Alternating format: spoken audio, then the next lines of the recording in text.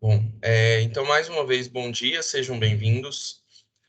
Nas últimas aulas, a gente falou a respeito da modulação FM, né, do sinal FM, e do espectro de um sinal modulado em FM, modulado em frequência. E hoje a gente vai falar de como é o processo de demodulação do sinal FM, como é que é o circuito que demodula um sinal FM. Deixa eu abrir o programinha aqui para escrever. É, E aí, o material de vocês lá havia pedido, né, para ler lá o item 12.3.1 até 12.3.4 daquela apostila que eu disponibilizei para vocês, tá? Os tópicos, né? Quais são os principais circuitos de demodulação FM? O que são esses parâmetros de sensibilidade e linearidade de um demodulador FM? A questão da sintonia dos circuitos e a importância do limitador de amplitude. Essa questão de sintonia, eu vou explicar, a gente vai ver melhor com a execução da simulação, tá? Então, ao executar a simulação, nós vamos conseguir identificar essa sintonia aqui de circuitos. Vamos lá fazer uma revisão. Espero que vocês tenham tido tempo de dar uma olhada nisso aqui, tá? E aí, qualquer dúvida, vocês podem me interromper, fiquem à vontade. Mas, basicamente, tá? Como é que funciona o processo de demodulação FM? Na verdade, primeiro, uma pergunta, né? Ó, se no processo de modulação a gente vai ter um sinal modulante, um sinal de mensagem, né? E aí a gente joga ele no modulador FM. E aí nós vamos ter o sinal modulado. Qual a relação que a gente tem entre o sinal modulado e o sinal modulante? Conforme o sinal modulante varia em amplitude, varia a tensão dele, nós temos uma variação de um parâmetro no sinal modulado. Qual é o parâmetro que varia? Ele varia a frequência. Então, conforme o sinal modulante varia em amplitude, o sinal modulado varia em frequência. Então, se o sinal modulante ele tem uma tensão mais alta, a frequência do sinal modulado na saída do modulador ela é mais alta. Se o sinal modulante reduz a frequência, reduz a amplitude, o sinal modulado resultante reduz a frequência. Então, eu pergunto, alguém sabe me dizer, então, qual é o processo que o demodulador deve fazer? Né? Vai entrar um sinal no demodulador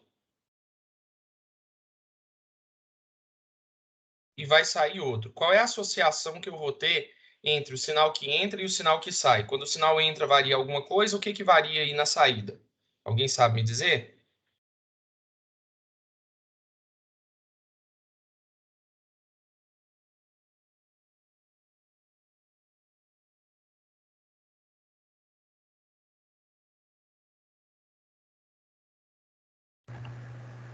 Seria a tensão de saída, professor?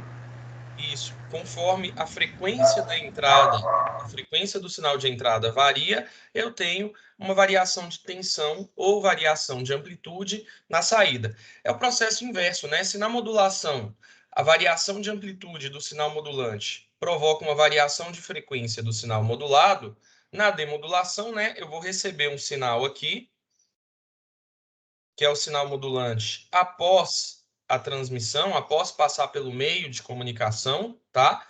E aí, o demodulador FM ele tem que fazer o quê? Analisar a variação de frequência do sinal de entrada e gerar aqui variações na amplitude. Então, esses gráficos aí, ó, esses três gráficos dessa imagem, eles mostram para a gente justamente esse processo. Eu tenho aqui embaixo, ó, um gráfico de frequência em função do tempo, tá deitado, mas não tem problema, é só para nossa visualização ser melhor, tá? Um gráfico de tensão em função da frequência e um gráfico de tensão em função do tempo resultante. Então, o que nós vamos ter no fim das contas aqui, ó? Reparem que eu tenho aqui a frequência do meu sinal modulado variando no tempo, tá? Dentre o que? Dois valores de frequência em que eu tenho, né? Aqui o valor máximo de frequência, a frequência máxima nossa, e aqui o valor mínimo de frequência, a frequência mínima nossa. Bom, pessoal, vai existir algum valor de frequência fora dessa faixa? Não. Como nós vimos lá na modulação FM, né? A frequência do sinal FM, ele está sempre entre dois valores, que vai depender do projeto, vai depender do circuito que a gente está usando, do índice de modulação e assim por diante, né?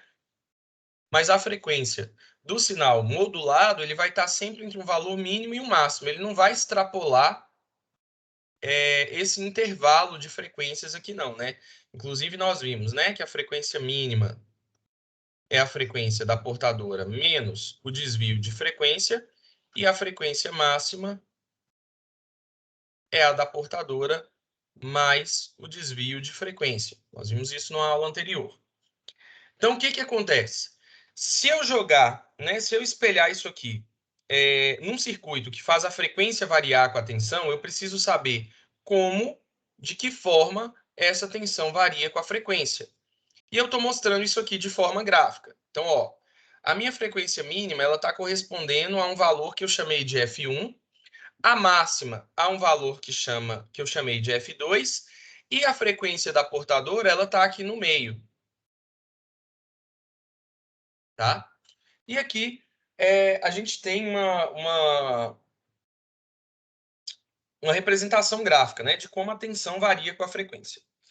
Quando a gente definiu a modulação FM, né, nós falamos, conforme a amplitude do sinal modulante varia, a frequência do sinal modulado vai variar. Só que lá a gente definiu também que essa variação que ocorre aqui, que eu expliquei aqui, ela é uma variação linear, né? Se é linear, é proporcional, tá? Não é com quadrado, não é de forma logarítmica, não é de forma nenhuma, é uma variação linear proporcional. Então, se a frequência, se a amplitude do sinal de entrada dobra, a frequência da saída dobra. Se triplica, a outra triplica. E assim por diante, eu tenho uma variação linear. Então, para a gente conseguir fazer a demodulação, o processo inverso, essa variação de frequência na entrada do demodulador tem que provocar uma variação de tensão na saída também linear. Porque, né, se é o processo inverso, ele tem que seguir a mesma lógica, a mesma ordem. Então, o que, que a gente precisa ter aqui nessa curva que relaciona tensão e frequência do demodulador, do receptor FM, né? Eu preciso ter uma variação linear. Uma variação linear indica que a gente tem um gráfico de uma reta.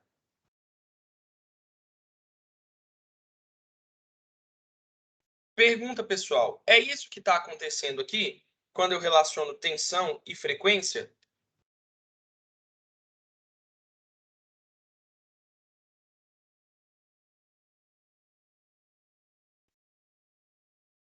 O que vocês acham?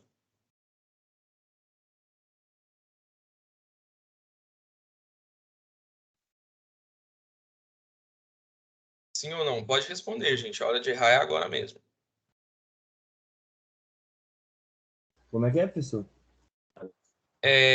A relação, né, entre a frequência da entrada do demodulador e a tensão de saída, a relação entre tensão e frequência no demodulador, ela tem que ser linear. Porque se a gente modula de forma que as variações sejam lineares, a variação de um para o outro seja linear, na demodulação... Só um instante, gente. Na demodulação, isso precisa ser linear também. Aí eu pergunto, né? Essa variação de tensão com a frequência aqui, ela é linear?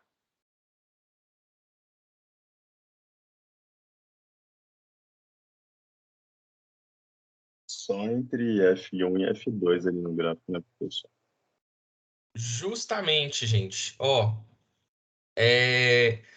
ela não é linear se eu olhar para o gráfico como um todo, mas ela é linear dentro da faixa que vai de F1 até F2.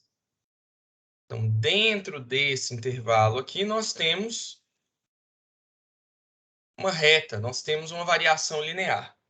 E aí, o que acontece? Como a gente definiu lá no começo, o sinal modulado ele vai ter uma frequência mínima, olha ela aqui, ó, e uma frequência máxima. Olha ela aqui. Então, esse sinal modulado, ele não vai assumir, ele não vai ter valores de frequência fora dessa faixa, que vai do mínimo até o máximo, de F1 até F2. Então, todos os valores de frequência que o sinal modulado tiver estão nessa faixa. Então, todos os sinais de frequência estarão nessa faixa, né, entre F1 e F2. Então, eu vou ter uma relação de tensão e frequência linear. Ah, professor, mas fora aqui desse intervalo, aqui depois de F2 e antes de F1, eu não tenho uma reta. Ok. Antes de F1 e depois de F2, eu não tenho uma reta. Mas esses intervalos importam para a gente? Não importam. Porque eu não tenho valores de frequência aqui no eixo, ó, eu não tenho esse valor de frequência acontecendo nunca, assim como eu não tenho esses valores de frequência acontecendo nunca. Todos os valores de frequência que vão aparecer para a gente estão dentro desse intervalo aqui, ó. E dentro desse intervalo, a relação entre tensão e frequência segue uma reta linear. Então, nesse caso, o que a gente vai conseguir fazer? Vai conseguir provocar a demodulação, vai conseguir fazer a demodulação, a recepção do sinal, a recuperação do sinal modulante, sem nenhum problema. Ok? E aí, reparem, ó, quando eu tenho um valor máximo de frequência, eu tenho um valor máximo de tensão aqui também, ó. Aqui o gráfico de tensão no tempo. Quando eu tenho valor mínimo de frequência, eu tenho valor mínimo de tensão também, tá? E aí, conforme a frequência fique variando dessa forma, eu vou ter uma variação de tensão dessa forma aqui, se a gente for espelhar no gráfico, né? Esse ponto corresponde a esse, que vai corresponder a esse aqui, né? Nesse instante. E assim por diante. Tá claro? Alguma pergunta? Tranquilo, professor. Beleza, gente. Bom, dentro desse processo aqui, desse processo que é feito, nós vamos ter aqui duas medidas, dois parâmetros, que são a sensibilidade e a não linearidade de um modulador de frequência, tá? Basicamente, o que são essas duas grandezas, né?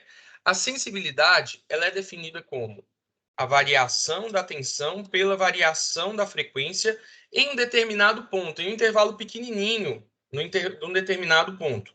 Então, vamos supor, né? Eu peguei aqui esse ponto aqui, mais ou menos, e aí eu calculei, dentro do intervalo próximo a ele, qual é a variação de frequência e qual é a variação de tensão.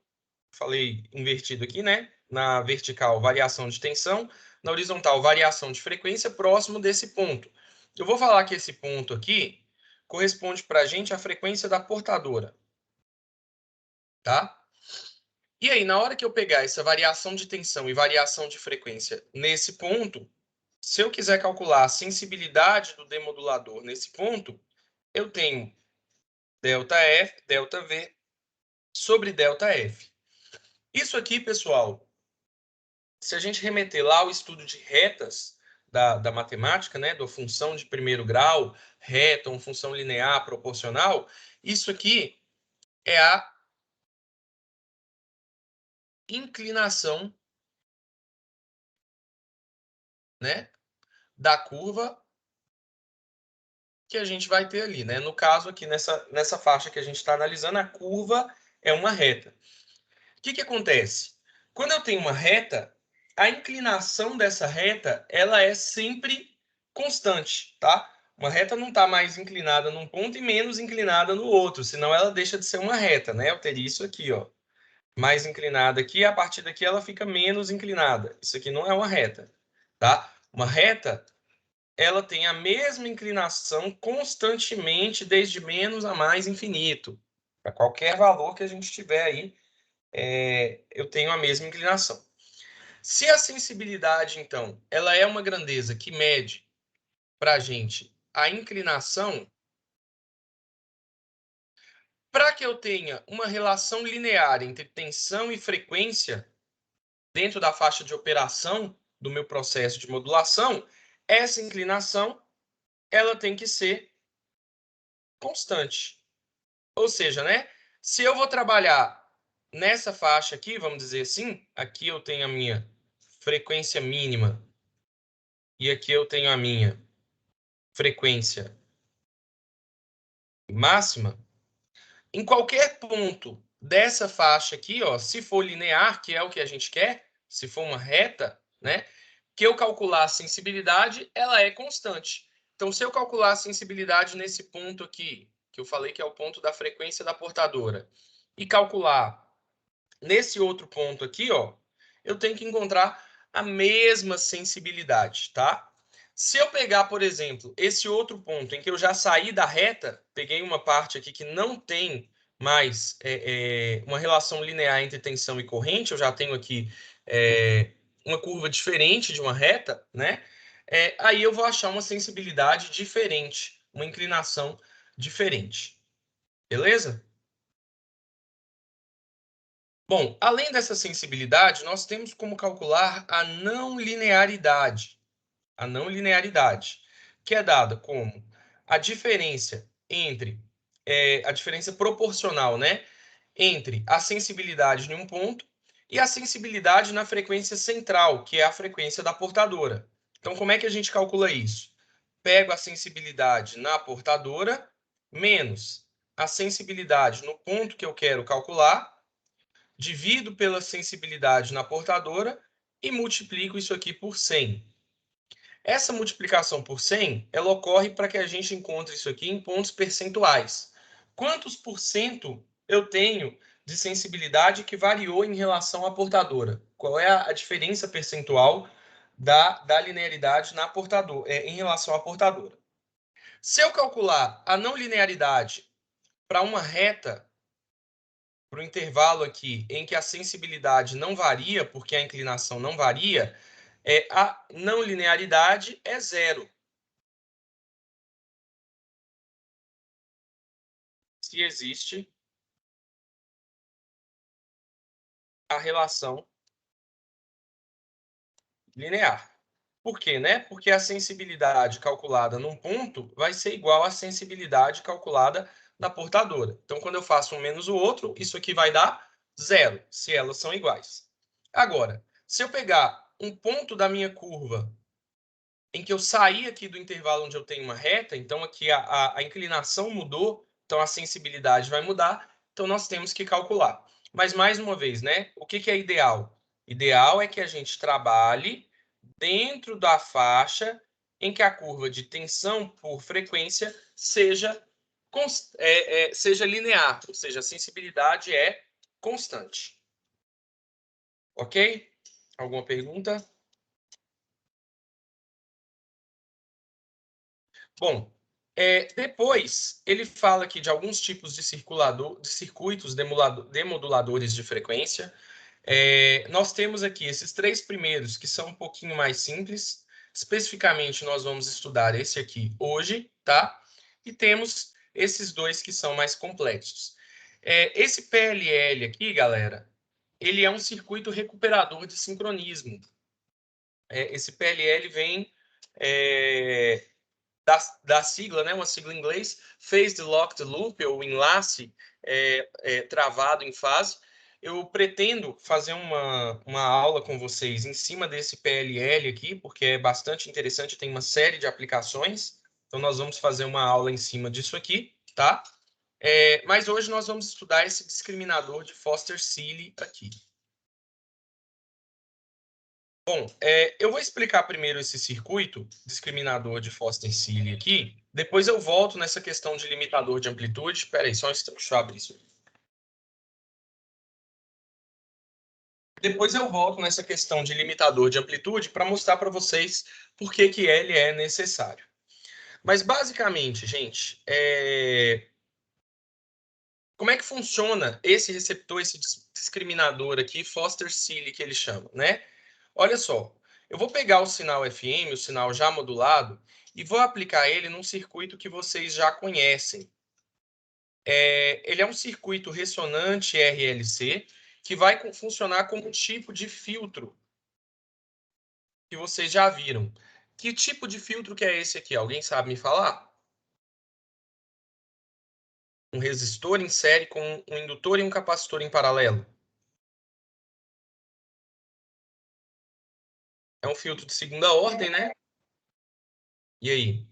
Passa-faixa? Passa-faixas. Isso. É um filtro passa-faixas. É muito comum, pessoal, na análise de filtro, a gente analisar a resposta do filtro como sendo de forma gráfica, né? Como é que o filtro ele reage na frequência, ou seja, quais são os valores da magnitude da tensão do filtro aqui em função da frequência. Reparem, né, que são os gráficos, é um gráfico que a gente analisou agora há pouco, quando a gente falou de demodulação, é a tensão variando na frequência. O que acontece, né? O filtro passa-faixas, ele tem mais ou menos essa forma de onda aqui, ó, um filtro real. Tá? Sendo que ele elimina frequências abaixo de uma determinada frequência de corte e acima de uma outra frequência de corte. Deixa eu desenhar isso aqui de uma forma que para a gente caiba melhor aqui um pouco. Então, pessoal, um filtro passa-faixas, dependendo da frequência, ele multiplica o sinal de entrada por tensões diferentes, tá? Ou seja, né, entra um sinal que vai variar em frequência e essa variação de frequência provoca uma variação de tensão na saída, tá? E aí, o que acontece? Para funcionar direito, gente, espera aí só um instante. Assim. O vento aqui tá falhando. Então, para que a gente tenha o funcionamento desse circuito aqui, de forma a variar a tensão na saída, de acordo com a frequência, para demodular, eu tenho que usar o quê? Uma faixa linear. Então, eu tenho que estar aqui em uma faixa linear do filtro. Minha frequência mínima e a minha frequência máxima, elas têm que designar aí para a gente o intervalo em que eu tenho uma faixa mais linear possível de resposta desse filtro, tá? Nem sempre é possível conseguir uma coisa perfeita, mas o mais linear possível. Então, como é que a gente faz, né? A demodulação. Primeiro passo, um filtro passa-faixas, que vai variar a tensão na saída de acordo com as variações da frequência de entrada. Só que o que acontece? Essa saída aqui do filtro passa-faixas, ela, né, vai variar a tensão de acordo com a frequência, só que essa tensão que vai variar aqui fora também, ela também varia com a tensão do sinal de entrada. Então, basicamente, pessoal, um sinal FM, o ideal, né, é que um sinal FM, ele não varie sua amplitude na entrada. Não varie sua amplitude, né? Ele varia somente a frequência de acordo com o sinal modulante. A amplitude dele aqui, o ideal é que ele seja constante. Mas a gente sabe que isso nem sempre é possível, até porque nós temos interferência de ruído, né, e outros problemas que a gente pode ter no processo de transmissão que façam essa tensão variar. E aí essa variação de tensão no sinal de entrada vai causar uma variação de tensão na saída indesejada. A gente quer que a saída aqui só varie sua tensão em função da frequência e não de variações do sinal de entrada.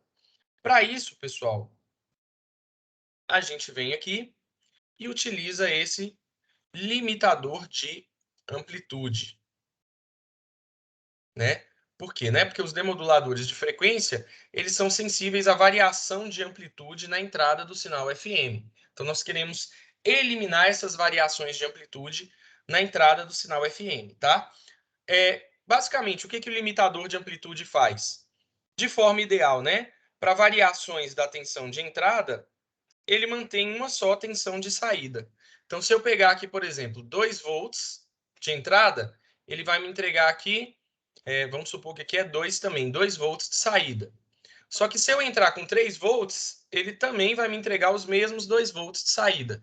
Então, é um dispositivo que a gente utiliza com o objetivo, né, de eliminar essas variações de amplitude na entrada do sinal FM. na entrada do demodulador, né? Numa situação ideal seria isso aqui. Numa situação real, nós vamos ter uma pequena transição, mas desde que a gente trabalhe, né, com tensões que estejam nessa parte constante, vai limitar a amplitude sem problema nenhum. Alguma pergunta?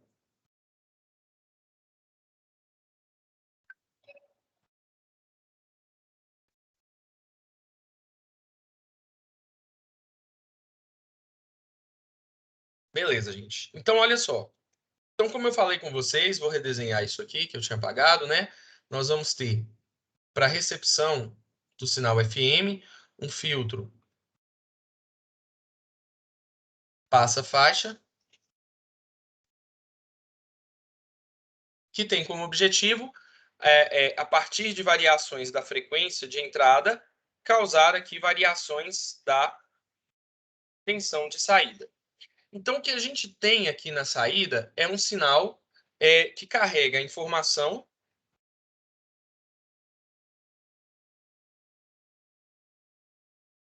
em qual parâmetro?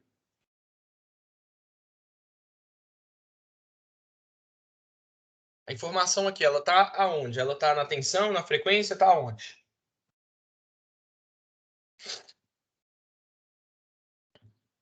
Na frequência. Não, na frequência estava na entrada do demodulador. Quando eu converti as variações de frequência para as variações de tensão, a informação foi para onde? Aí foi para a tensão. Isso, na tensão ou na amplitude, né? No caso, falando de sinais de tensão, a mesma coisa. Na tensão ou na amplitude. Então, ó, a informação aqui estava na frequência. Quando eu converti isso aqui, variações de frequência em variações de tensão por meio de um filtro passa-faixa, essa informação foi parar na amplitude. Porém, esse sinal cuja informação está na amplitude, ele possui ainda uma alta frequência, né? Princípio básico de modulação, eu pego um sinal em baixa frequência e levo ele para alta frequência. E aí, se a informação está na amplitude, ele é um AM. Se está na frequência, ele é um FM. Se está na fase, ele é um PM. E assim por diante. Então, aqui, nós temos justamente um sinal com informação na amplitude e em altas frequências. Então, é como se tivéssemos aqui, pessoal, é como se a gente tivesse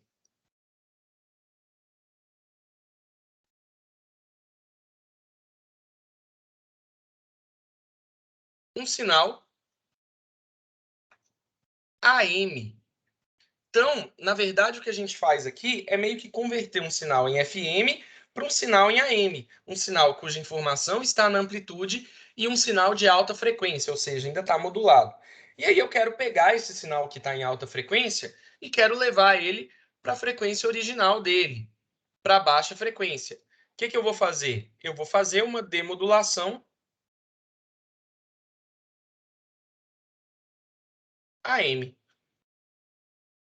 Tá? Então, na verdade, dentro do receptor FM, nós temos um demodulador AM também, que está sendo representado aqui, pessoal, ó, na forma de um...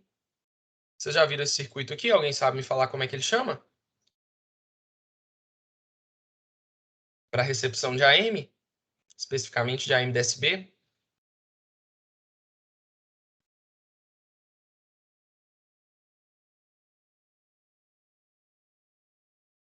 Se vocês não estão lembrando, é um detector de...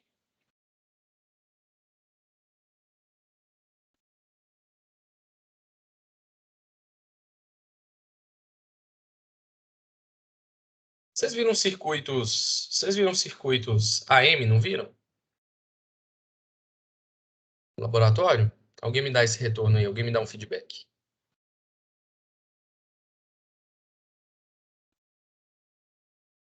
Qual que é a pergunta, professor? Se vocês viram circuitos de AM, de modulação, demodulação, Sim. viram, né? Então, um tipo de circuito para um tipo de modulação AM que a gente pode usar é esse detector de envoltória. Ele detecta o contorno, né, a envoltória do sinal, só para poder a gente lembrar aqui, né? Vamos supor que eu tenha esse sinal modulante, varia assim, tá? E aí, o que vai acontecer com o nosso sinal modulado, né? Ele vai variar aqui dentro do contorno do sinal. Meu desenho não ficou muito bom, não. Ele vai variar uma senoide aqui com uma frequência muito maior, varia muito mais rápido, mas de forma que o contorno disso aqui, ó, vai corresponder ao sinal modulante. E aí o detector de envoltório, ele pega justamente esse contorno aqui.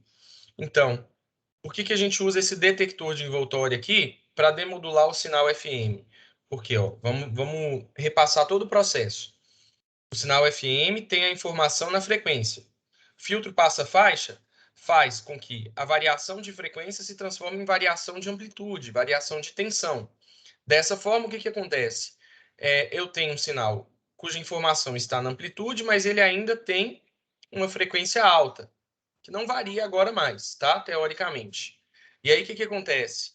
A gente pega um sinal com informação de amplitude e alta frequência, é como se fosse um sinal modulado em AM.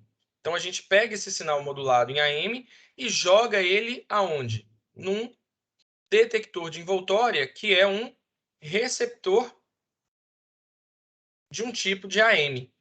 E aí, feito isso, aqui na saída, nós temos o sinal modulante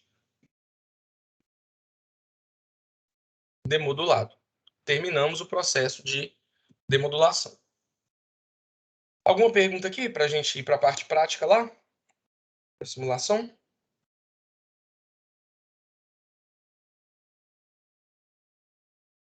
Lá então. Acho que não, professor. Então, o roteiro de vocês, ó, pediu para vocês acessarem esse site aqui. Deixa ele abrir aqui para a gente. É o nosso mesmo multisim que a gente vem usando. O que ele fala, né? Leia o guia completamente. O circuito foi alterado para simplificar o estudo e eliminar amplificadores e etc. Não se preocupe com os valores dos componentes e os parâmetros do modulador. No esquemático oferecido, verifique o modulador FM, o circuito sintonizado C1 com o primário do trafo e o secundário de T1 com o capacitor C2 e um detector de envoltória. Então, basicamente, pessoal, essa questão de sintonização, que era um dos tópicos que é importante para a gente, tem a ver o quê? Com a regulagem, com a gente regular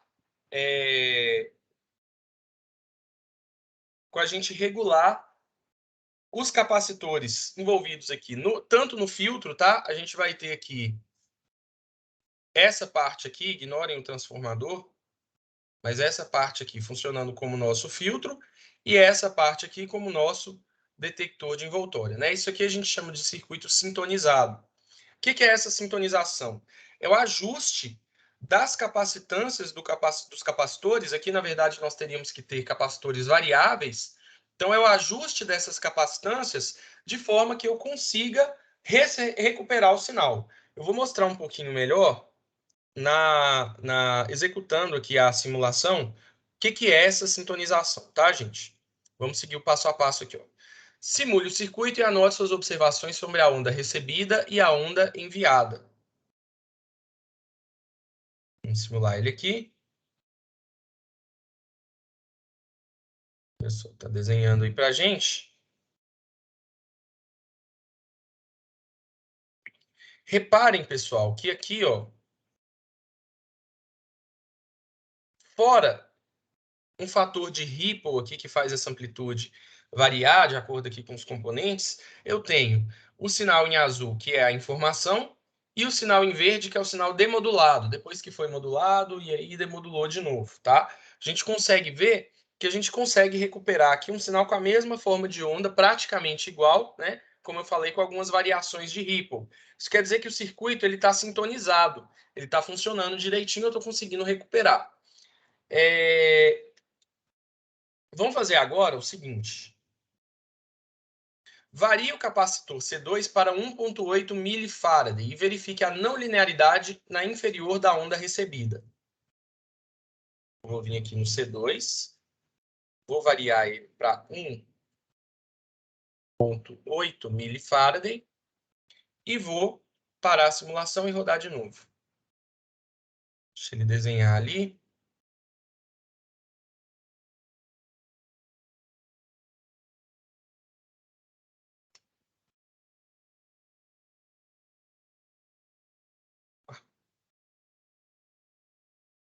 Reparem aqui, pessoal, ó, esse é o resultado que a gente tem. Reparem que na parte superior aqui, para as altas tensões, eu ainda consegui recuperar perfeitamente o sinal.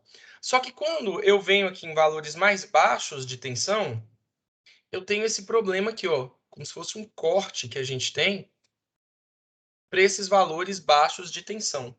Então, ó, a forma de onda do sinal original era essa. Depois que eu modulei e demodulei nessas condições, eu tenho isso aqui. Isso aqui, pessoal, é uma distorção. Eu mudei a forma de onda, eu distorci a forma de onda original no processo de transmissão, modulação e demodulação. Isso ocorre por quê? Quando eu alterei o valor de C2 para 1,8 milifarad, lembra daquela curva de tensão por frequência que eu falei, ó, dentro da frequência mínima até a frequência máxima, eu tenho que ter uma variação linear e aqui fora pode ser que não seja linear, tá? Quando eu modifiquei isso aqui para 1,8 milifarad, é como se eu pegasse essa curva aqui e andasse com ela um pouquinho para a direita. Eu desintonizei, né? Isso é literalmente o que acontece quando a gente sintoniza uma rádio. Aqueles aparelhos de rádio antigo que a gente girava o botãozinho, eu estava ali mudando o valor de um componente que fazia com que esse valor de frequência mínima e frequência máxima mudasse aqui no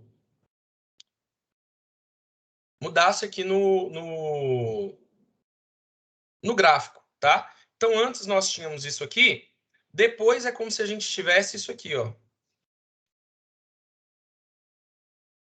Aqui ainda está a nossa frequência mínima, aqui ainda está a nossa frequência máxima, só que agora o que acontece? Eu tenho isso aqui, ó.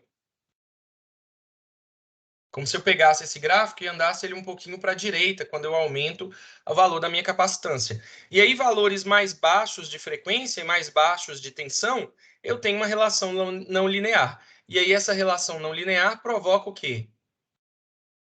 Essa variação aqui diferente entre o sinal modulante e o sinal recuperado. Tá clara essa ideia aqui?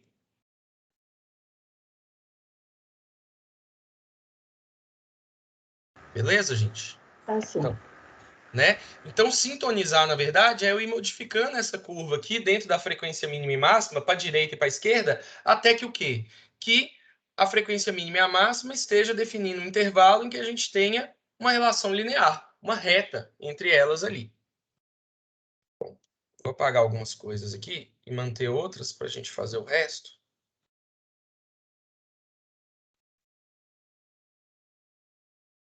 Acho que é mais fácil fazer isso com a própria caneta. Isso. Vou manter aquele gráfico ali que a gente vai usar ele, tá? Aí depois na letra C ele fala, ajuste agora o capacitor C2 para 0,5 milifarad. Vamos verificar aqui o que vai acontecer. 0,5 milifarad, parei a simulação, pedi para rodar de novo.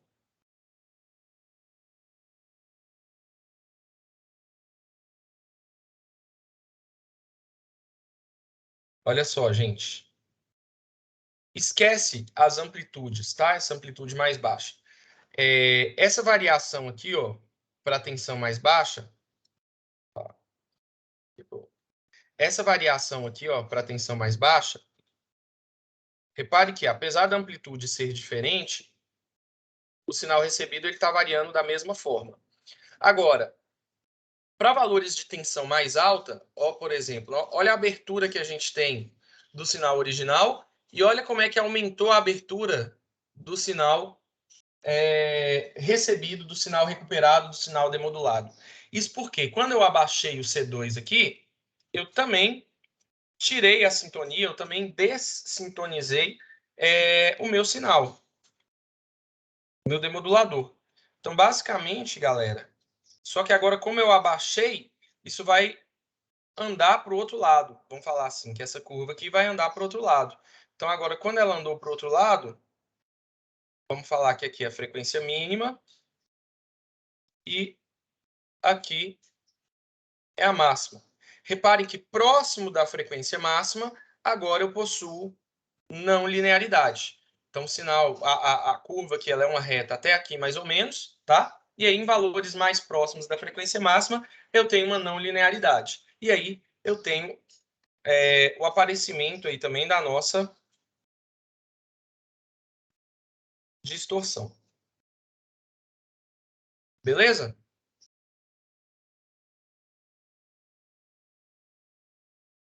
Se tiverem dúvida, podem ficar à vontade para me interromper.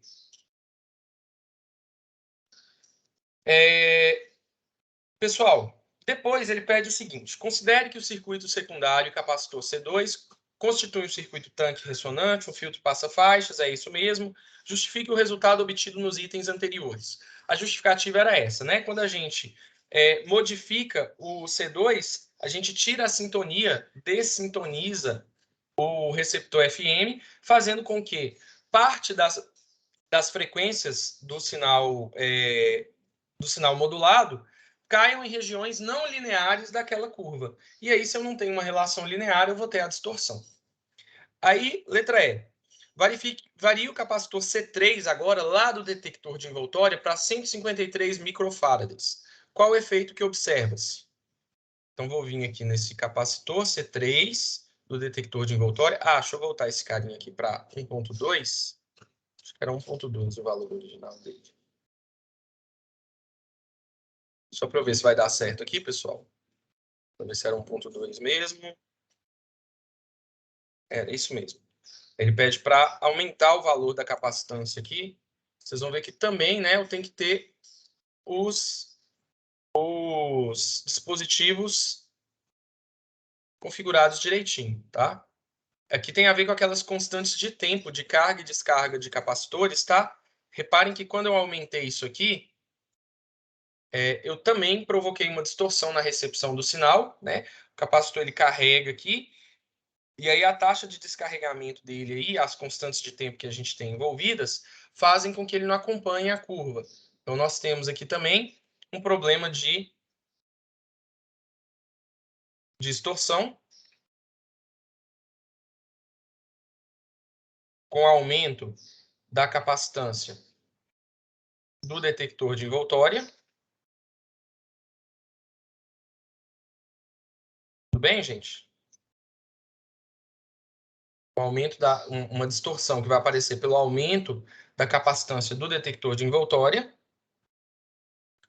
E por último, lá no material, ele pede para a gente diminuir essa capacitância agora para 13 microfarads para vermos o efeito.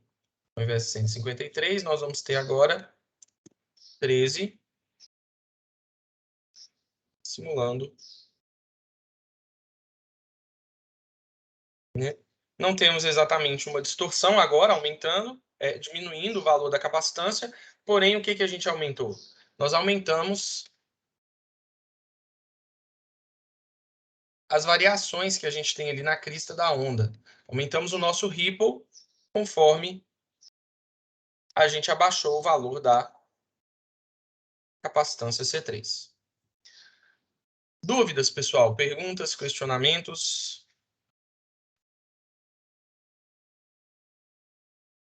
Tá tranquilo? Professor, Oi.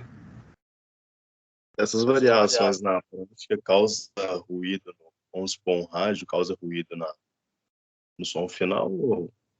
Na verdade, não é efeito de ruído, é falta de sintonização mesmo. Então, você tem uma distorção, vai criar um som estranho. Mas o ruído em si, em telecomunicações, ele é um outro fenômeno. Né? A gente tem vários tipos de ruído, na verdade, em telecomunicações, mas é muito comum a gente estudar o ruído branco, que é, né, a corrupção do sinal que a gente tem por um sinal ruidoso que vai fazer as amplitudes dele variarem. Então, vamos supor, né, que eu tenho um sinal assim, quando ele for corrompido por ruído, eu vou ter variações na amplitude desse sinal aqui, da seguinte forma. Parece bastante com esse efeito de Ripple ali que a gente vai ter, tá? Mas não tem a ver com essa questão da sintonia. A questão da sintonia, no rádio antigo lá, quando a gente sintonizava na mão lá no botãozinho, quando não estava sintonizado direitinho, a gente ouvia uns chiados, ouvia um barulho, a voz meio assim e tal. A gente consegue fazer isso, né? Nos rádios modernos também, hoje, só para a gente poder ver, mas aquilo, na verdade, não é ruído. É porque eu não estou recuperando o sinal igualzinho. O sinal está sofrendo uma distorção e na hora que ele é reproduzido pela caixa de som lá, nossa, essa distorção faz com que a gente ouça esses barulhos aí. Beleza? Beleza, professor. Obrigado. De nada, que é isso. Mais alguma coisa, gente? Mais alguma dúvida? Bom, se não, a gente se encontra na semana que vem. Eu já coloquei para vocês lá o questionário da aula de hoje, então vocês já podem responder. Já coloquei também o material para vocês fazerem a leitura para a aula da semana que vem, tá? A gente vai falar de osciladores controlados por tensão, que é um dispositivo que é usado para fazer a